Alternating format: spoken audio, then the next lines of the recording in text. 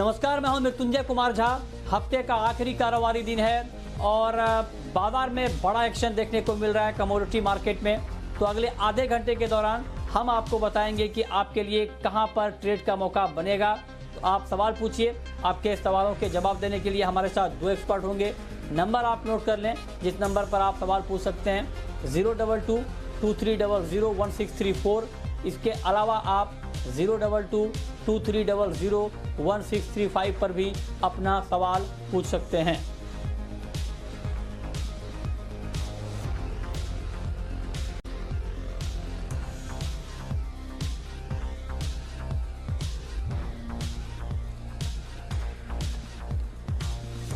Okay, चलिए सवाल जवाब का सिलसिला शुरू करेंगे, लेकिन उससे पहले बात करते हैं एक महत्वपूर्ण खबर की। वर्ल्ड गोल्ड काउंसिल की ताज़ा रिपोर्ट आई है जिसमें यह कहा गया है कि पहली तिमाही में देश में सोने की मांग 36% कम हुई है और गोल्ड की डिमांड घटकर 102 टन के नीचे आ गई है। ये नई रिपोर्ट जारी हुई है वर्ल्ड गोल्ड काउंसिल की तरफ से। और पिछली तिमाही में 159 टन गोल्ड की डिमांड थी। कीमतों के आधार पर भी मांग में 20% की गिरावट आई है और कुल जो ज्वेलरी की डिमांड है, ज्वेलरी की डिमांड में 41% की कमी आई है। वैल्यू के आधार पर 27% कम हुई है ज्वेलरी की डिमांड और इन्वेस्टमेंट डिमांड गोल्ड की 17% कम हुई है। तो ये Q1 से WGC का मतलब होता है जनवरी, फरवरी, मार्च, ये कैलेंडर ईयर का Q1 होता है। तो यानी जनवरी, फरवरी, मार्च के महीने में ये डिमांड कम हुई है। तो जो कोरोना का इम्पैक्ट है अगर आप इंडिया में देखें तो हालांकि मार्च से ही धीरे धीरे इम्पैक्ट पड़ना शुरू हो गया था, तो लेकिन अब जो बड़ा इम्पैक्ट दिखेगा वो आपको आगे के क्वार्टर में डिमांड के ऊपर दिख सकता है। जो अप्रैल, मई, जून का जो क्वार्टर होगा उसमें देखना होगा कितनी डिमांड कम होती है। हमारे साथ दो एक्सपर्ट इस पर जुड़े हैं बातचीत करने के लिए। उनसे पहले समझते हैं कि क्या इस बीच हमारे साथ WGC इंडिया के MD सोम सुंदरम PR जुड़ चुके हैं फोन लाइन पर। सर, बहुत बहुत स्वागत है आपका जी बिजनेस पर वक्त देने के लिए। ये जो डिमांड कम हुई है 36% की जनवरी, फरवरी, मार्च में, क्या आपको लगता है कि जब अगले क्वार्टर में आप डिमांड का आंकड़ा जारी करेंगे तो इसमें हम बहुत ज़्यादा गिरावट देखेंगे क्योंकि पूरा लॉकडाउन का पीरियड उसमें शामिल होगा? यस,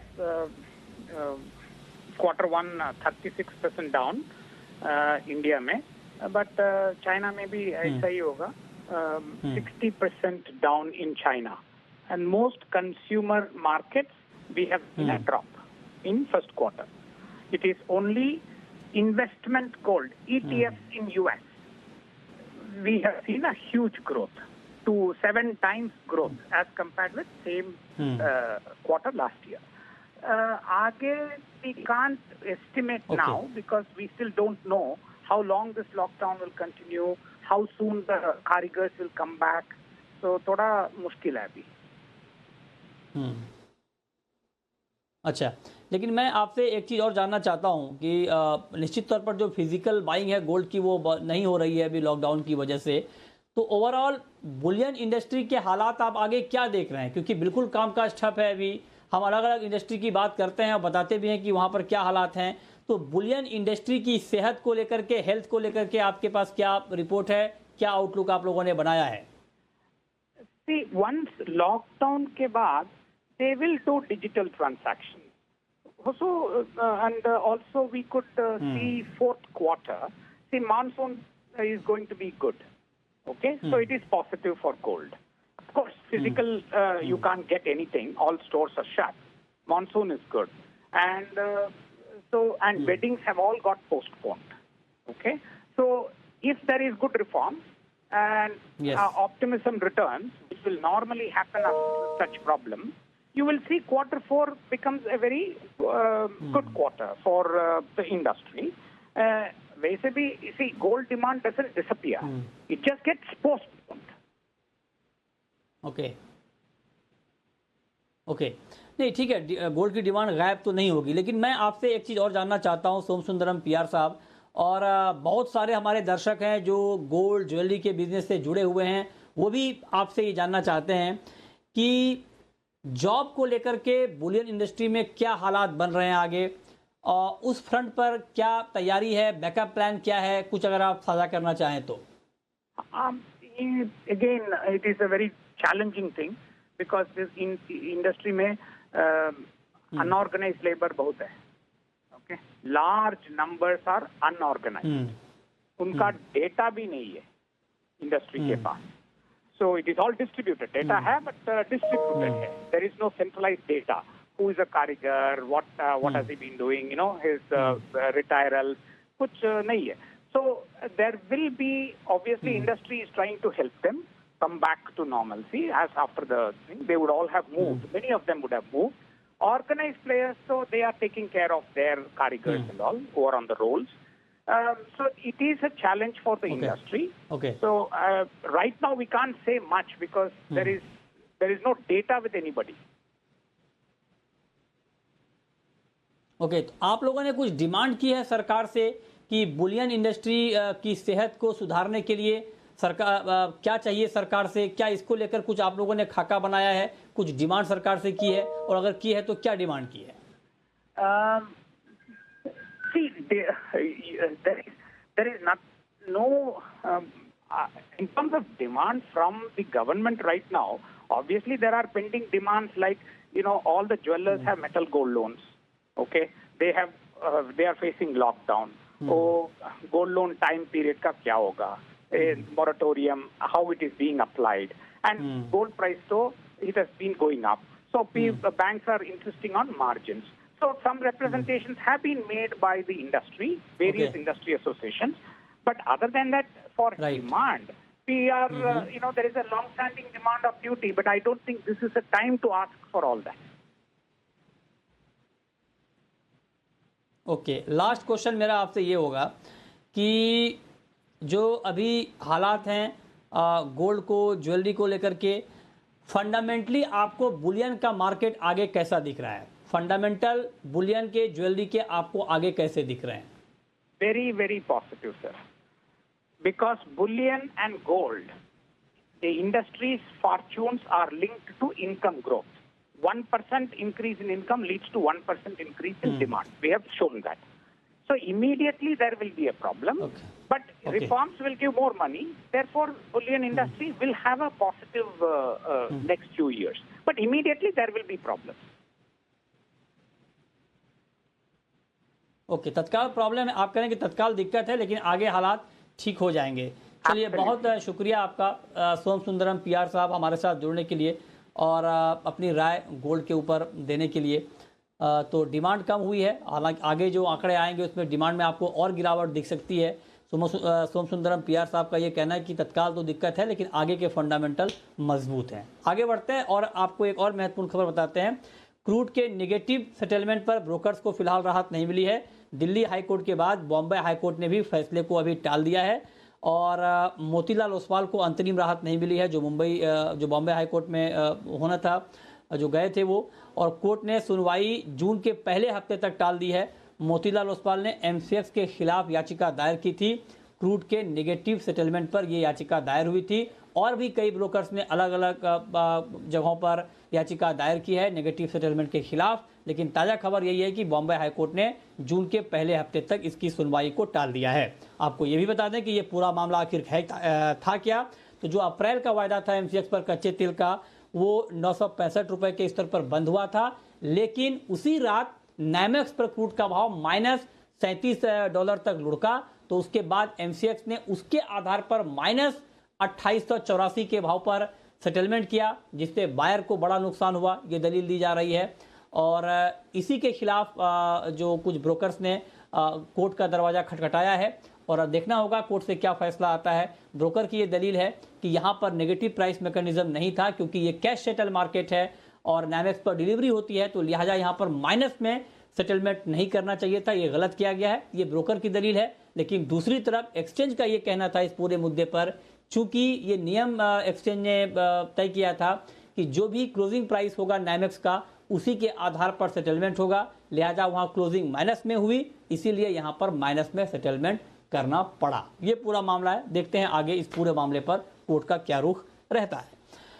चलिए, अब चूंकि हम अभी बात कर रहे थे क्रूड की ही, तो कच्चे तेल में खबर भी है. शानदार तेजी है. पिछले 2 दिनों से दाम काफ़ी बढ़े हैं और एमसीएक्स पर कच्चा तेल 13% तक बढ़ चुका है. WTI क्रूड का भाव 16% तक बढ़ चुका है, बड़ी तेजी के साथ ट्रेड हो रहा है। हमारे साथ हिमांशु गुप्ता हैं ग्लोब कैपिटल के, और साथ ही सुनंद सुब्रमण्यन हैं चॉइस ब्रोकिंग के। आप दोनों का बहुत स्वागत है।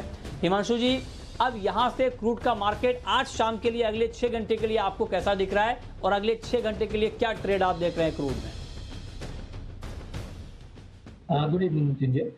देखिए, क्लियरली जो सेंटीमेंट्स हैं यहाँ पर वो इम्प्रूव होते हुए नजर आए हैं, और मुझे ऐसा लगता है कि ये तेजी यहाँ पर आज के सेशन में कंटिन्यू रह सकती है।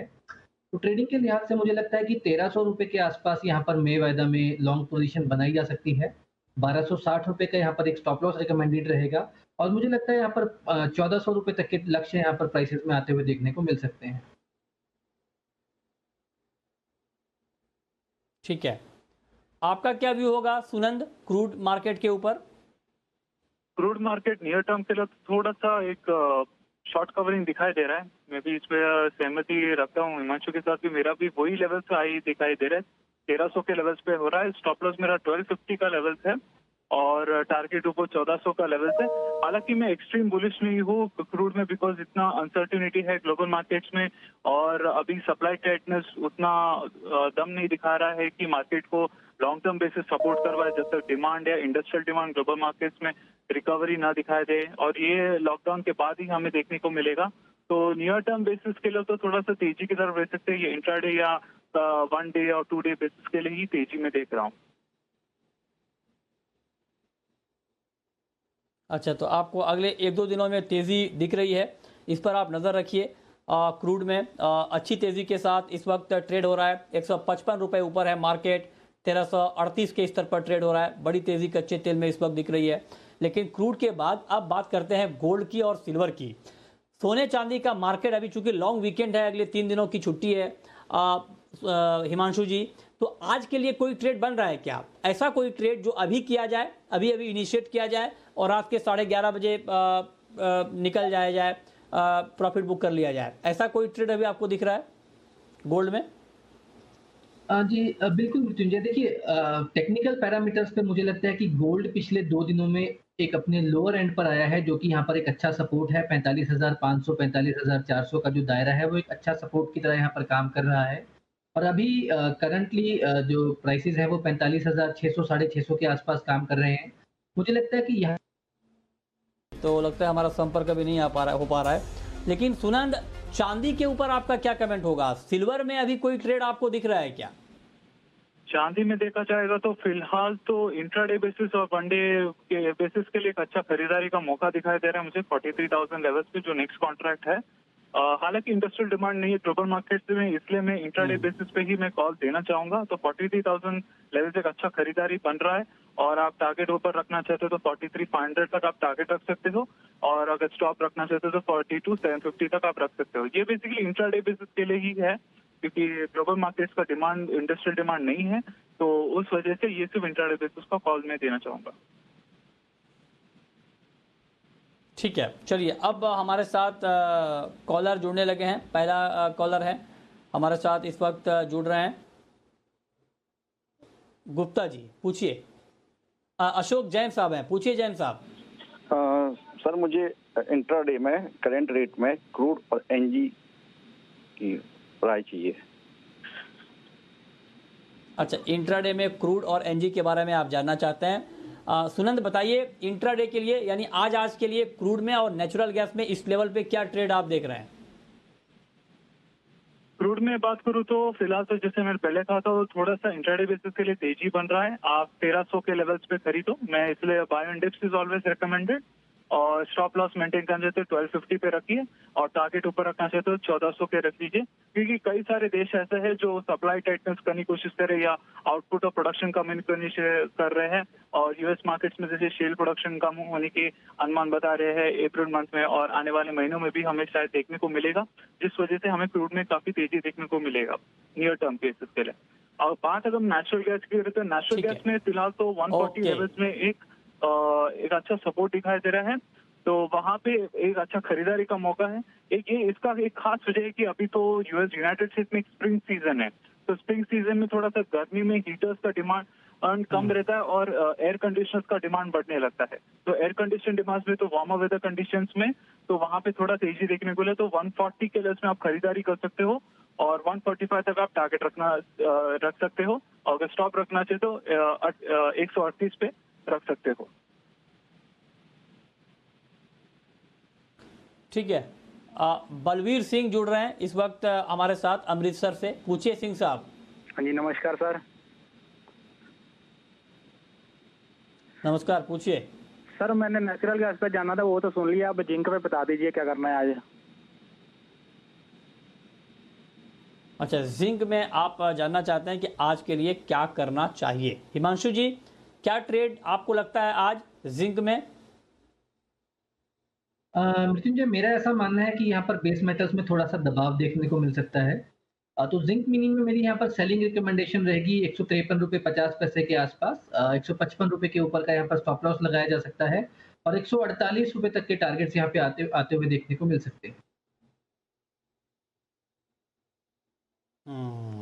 ठीक है, इस पर आप नज़र रखिए कि आपको अभी क्या करना है इसमें। लेकिन हिमांशु जी, एक सवाल मेरा मेटल में आपसे कॉपर और निकल के ऊपर होगा। कॉपर निकल को क्या अभी इस लेवल पे पकड़ना चाहिए ट्रेड के लिए? आपको लगता है बहुत सही लेवल है या किसी पर्टिकुलर लेवल तक का वेट करना चाहिए? क्या सुझाव होगा आपका? देखिए, मुझे लगता है कि यहाँ पर, जैसा मैंने अभी कहा, कि मुझे लगता है यहाँ पर मेटल्स में थोड़ा सा दबाव देखने को मिल सकता है और पर्टिकुलरली अगर कॉपर की बात की जाए तो यहाँ पर लगभग करंट लेवल्स 408 रुपये के आसपास यहाँ पर शॉर्ट पोजीशन बनाई जा सकती हैं। 410 रुपये के ऊपर का यहाँ पर इंट्राडे के लिए स्टॉप लॉस लगाया जा सकता है और 404 405 रुपये तक के टारगेट्स यहाँ पर आते हुए देखने को मिल सकते हैं। वहीं पर अगर निकल की बात की जाए तो निकल में मुझे ऐसा लगता है कि थोड़ा सा लोअर लेवल पे बाइंग देखने को मिल सकती है, इसलिए 927 के आसपास अगर प्राइसेस मिलते हैं तो वहां पर खरीदारी की सलाह रहेगी मेरी। 938 से 940 रुपए तक के टारगेट्स आते हुए देखने को मिल सकते हैं और 923 रुपए का यहाँ पर एक स्टॉप लॉस लगाया जा सकता है। ओके, ठीक है। इस बीच हमारे साथ कैलाश मोदी जुड़ रहे हैं सदलपुर से। पूछिए Kailash ji. Sir good evening sir. Sir silver में करंट रेट में क्या करना चाहिए? आज का आज प्रॉफिट मिल जाएगा। पूछिए। अच्छा, अभी करंट रेट पर क्या करना चाहिए जिसमें आज का आज प्रॉफिट मिल जाए? बताइए हिमांशु जी, कोई गुंजाइश चांदी में अभी ट्रेड की? मृत्युंजय, देखिए, सिल्वर में सेटअप तो बहुत पॉजिटिव बन रहा है और उम्मीद है कि यहाँ पर एक अच्छा ब्रेकआउट आते हुए देखने को मिल सकता है। जुलाई काउंटर में, जुलाई मंथ कॉन्ट्रैक्ट में एक्चुअली यहाँ पर अगर 42,200 जो कि लगभग करंट लेवल्स है, यहाँ पर खरीदारी की पोजीशन बनाई जाए, 41,900 रुपए का स्टॉप लॉस मेंटेन किया जा सकता है और मुझे लगता है 42,900 रुपए तक के टारगेट्स यहाँ पे आते हुए देखने को मिल सकते हैं। ठीक है। इस बीच पवन जुड़ रहे हैं हमारे साथ हिसार से। पूछिए पवन। नमस्कार नमस्कार सर। नमस्कार, पूछिए। सर मैंने 5 नोट निकल के सेल किए हैं 930 के। अच्छा, 930 पे आपने 5 लॉट निकिल बेचा है। सुनंद, क्या व्यू है, इनको क्या करना चाहिए? अभी 5 लॉट इन्होंने सेल किया है। 5 लॉट अगर सेल किया है तो नीचे थोड़ा सा एक स्टॉप लॉस ऊपर की तरफ मेंटेन करनी चाहिए। 940 के लेवल्स पे एक स्टॉप लॉस मेंटेन करना चाहिए। और हालांकि इंडस्ट्रियल डिमांड तो दिखाई नहीं दे रहा है ग्लोबल मार्केट्स में, तो थोड़ा सा वेट करना ही बेटर रहेगा। और मार्केट थोड़ा सा 926 925 लेवल्स भी देखने को मिलेगा तो वहाँ पे एग्जिट करना चाहिए। हालांकि अगर हम देखोगे तो चाइना में तो थोड़ा सा इलेक्ट्रॉनिक व्हीकल्स में जो निकल में डिमांड है वो थोड़ा सा इम्प्रूवमेंट दिखाई दे रहा है। जैसे कोविड-19 का केसेस थोड़ा कम होने का रिपोर्ट्स आया है, तो ओवरऑल देखा जाएगा तो नियर टर्म बेसिस में तो फिर मंदी ही देखने को मिलेगा। तो आप स्टॉप लॉस मेंटेन करके चलिए 940 के आसपास, और नीचे आप अगर आपको एग्जिट करना है तो 926-25 के लेवल्स में एग्जिट करा दीजिए। ठीक है। दिनेश हैं हमारे साथ नासिक से। पूछिए दिनेश जी। तो कपास कल्ली पर क्या करना चाहिए करंट रेट पर? अगले हफ्ते में क्या लगता है? कपास खली के बारे में आप जानना चाहते हैं। एक्शन तो है पिछले कुछ दिनों से इस काउंटर में। तो सुनंद, क्या नेक्स्ट वीक क्या दिख रहा है आपको? कपास खली, कॉटन केक?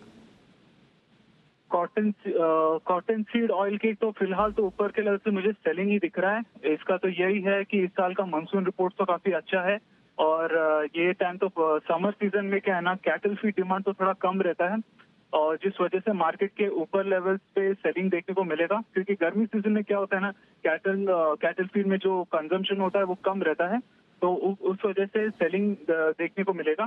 तो मई कॉन्ट्रैक्ट में अगर अभी 1850 पे आज क्लोज हुआ है तो आप सेल ऑन राइज कीजिए 1920-25 के लेवल्स पे, और अगर आप टारगेट रखना चाहते हो 1800 तक नियर टर्म पे रख सकते हो। अगर आप पोजीशनली रखना चाहते हो तो 1600 तक नीचे आने का अनुमान दिखा दे रहा है मई मंथ के एंड तक।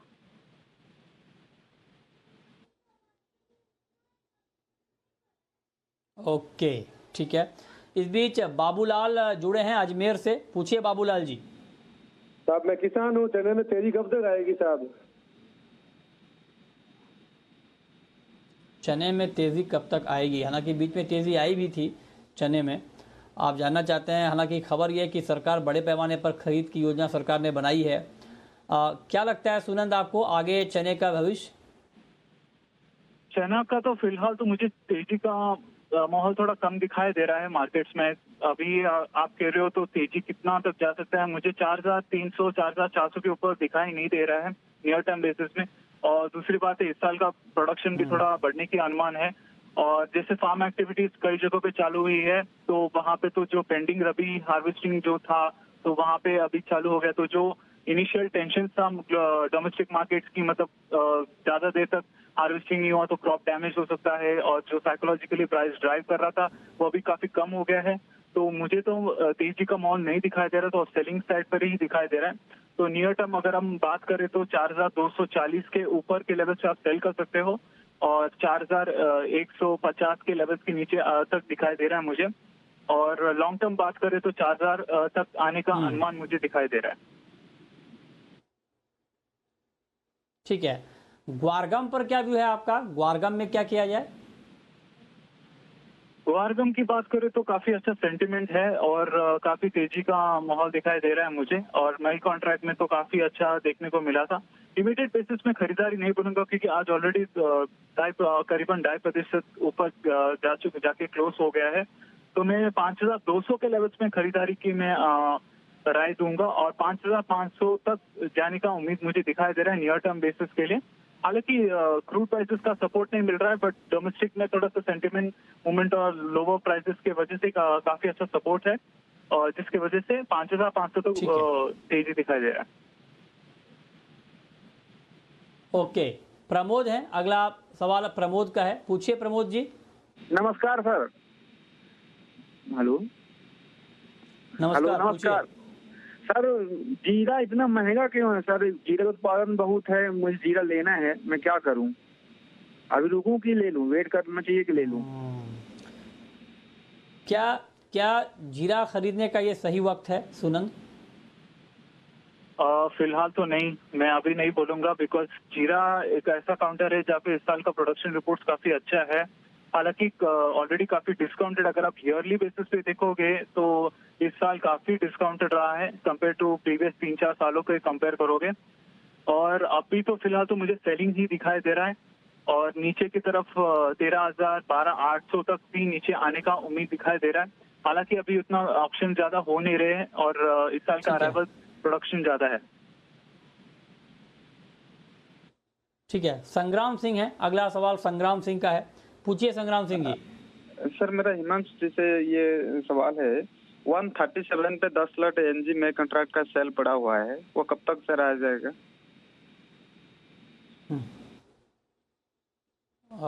हिमांशु जी आप सुन पा रहे हैं?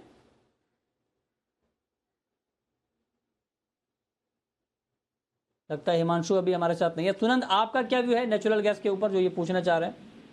नेचुरल गैस में फिलहाल तो मैंने बाई का कॉल दिया था अभी जस्ट थोड़ी देर पहले ही। इनका पोजीशन सेल है 137 लेवल्स पे, एम आई राइट सर?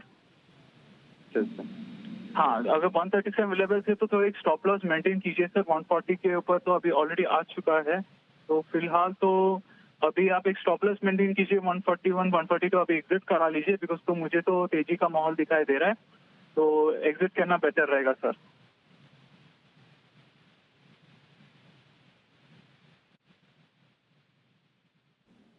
चलिए, बहुत शुक्रिया आपका सुनंद हमारे साथ जुड़ने के लिए और बताने के लिए कि कहां पर कमोडिटी में कमाई के मौके बनेंगे। तो फिलहाल इस बुलेटिन में इतना ही।